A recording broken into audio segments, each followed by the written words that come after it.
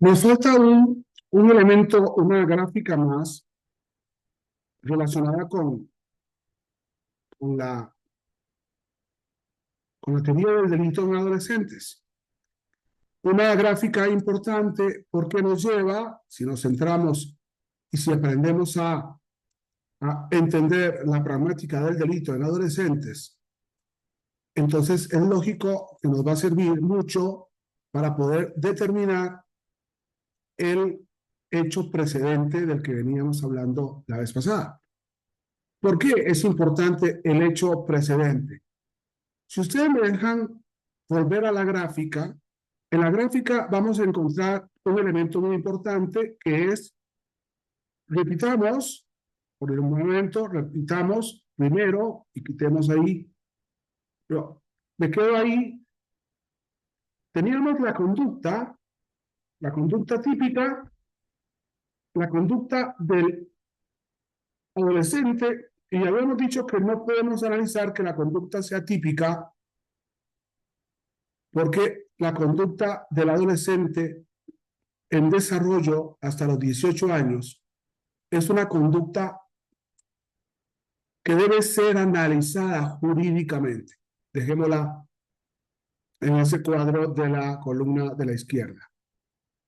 Y entonces vamos a trabajar, lógicamente, desde la teoría del delito, la omisión o la omisión y la acción de esa conducta.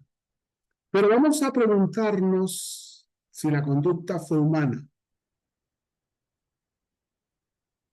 Me parece fundamental que los juristas, que los expertos, ante un adolescente que comete un delito que a veces nos asusta, se introdujo, ¿no?, en un supermercado y empezó a disparar. Se introdujo en una escuela y empezó a disparar matando a sus compañeros. Se introdujo a la clase, mató a la maestra. Y la pregunta que nos hacemos los juristas es, ¿cómo sabemos que esa conducta es humana? Para poder después analizar si la conducta es típica. Y entonces vamos a inventar, vamos a construir una columna que exige la respuesta de la conducta típica y de la conducta humana en si es una conducta libre. ¿Dónde llega la libertad del adolescente de modo que pueda ser juzgada por responsabilidad? Recuerden que hemos analizado la ausencia de antijudicialidad y de reproche. Si esa conducta fue libre, actuó el adolescente libre al meterse al aula de su maestra y dispararle.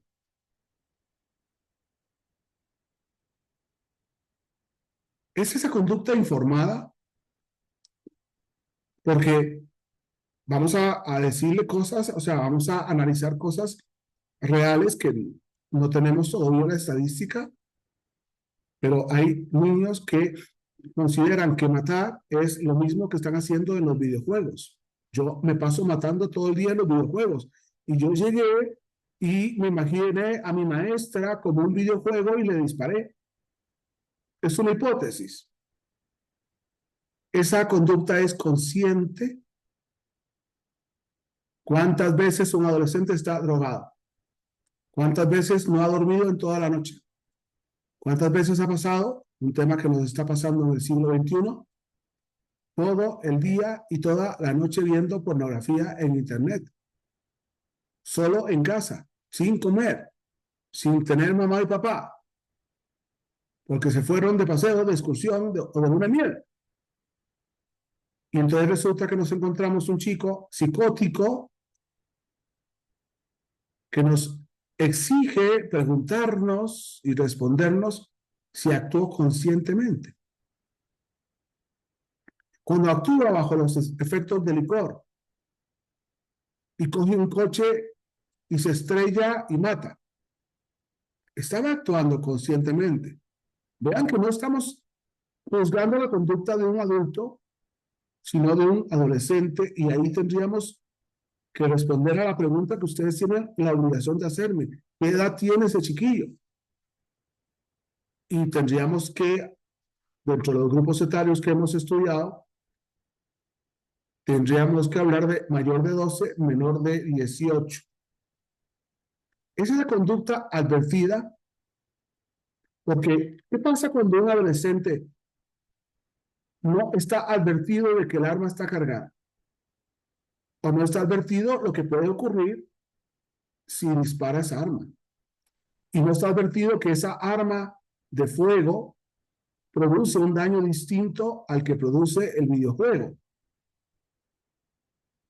Y el chico dispara no advertido. Es esa conducta prevenida que es muy importante que los adultos siempre somos prudentes o extremadamente prudentes o llegamos a un momento en que no hacemos nada por tanta prudencia. Y hay niños que por el contrario se lanzan. No sé si ustedes han visto cuando los niños andan en patinas, en patineta, cuando se suben a un techo, ¿no? Son intrépidos y a veces poco prevenidos. Es esa conducta orientada, es esa conducta aconsejada, es esa conducta voluntaria y todavía peor, aunque el ser humano es el único ser racional, la única criatura racional, con respecto a un adolescente tenemos que preguntarle si la conducta, siendo voluntaria, es racional, siendo racional, era voluntaria.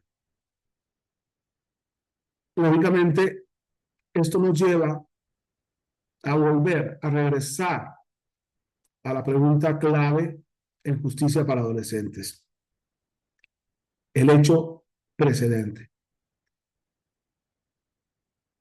Decenas o centenas o miles de situaciones de la adolescente en la familia, en el barrio, en la escuela, con los alumnos, con los compañeros, con los amigos, con las amigas, con los profesores, que le llevan a cometer actos en los que él no está consciente, no está advertido, no está informado. ¿Cuántas veces hemos puesto el ejemplo aquel de los niños que se retan entre ellos a ver si se meten a un Oxxo o a un 7-Eleven y a ver si quién roba, huye sin que lo pesquen? Cuestiones interesantes que tenemos que ver lógicamente en este cuadro de autoría y participación respecto al adolescente, en este cuadro de la tipicidad con los elementos que hemos cambiado de objetivos y con los elementos que hemos cambiado de subjetivos en relación con los normativos. Me parece que les puedo haber dado un panorama distinto. Les he cuestionado un poco los estereotipos que podríamos tener desde el punto de vista de la dogmática penal.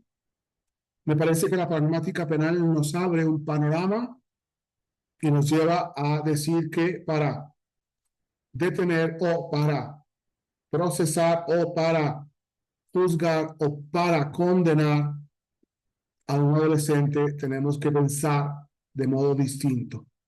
Y en concreto, ese modo distinto exige analizar el hecho precedente que lleva a aquel chico a cometer el hecho delictivo y, lógicamente, en qué situación está su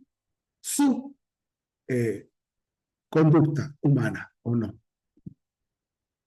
Espero que les pueda servir esto. Espero que la gráfica se les quede por ahí, que la repasan y si la critican, perfecto, porque todas las posiciones doctrinales y jurídicas e interpretativas deben ser criticadas y analizadas para mejor, no para convertirse en un abogado, ¿no? Leguleyo que no, o sea, no estoy de acuerdo. Yo he tenido alumnos que, José, a mí no estoy de acuerdo con usted y bueno, dame una respuesta tuya. No, no tengo ninguna, pero no estoy de acuerdo. Estamos juzgando niñas, niños y adolescentes en tantos grupos etarios por cometer delitos, y no es que yo los quiera salvar, pero sí quiero que analicemos muy bien estas conductas. Muchas gracias.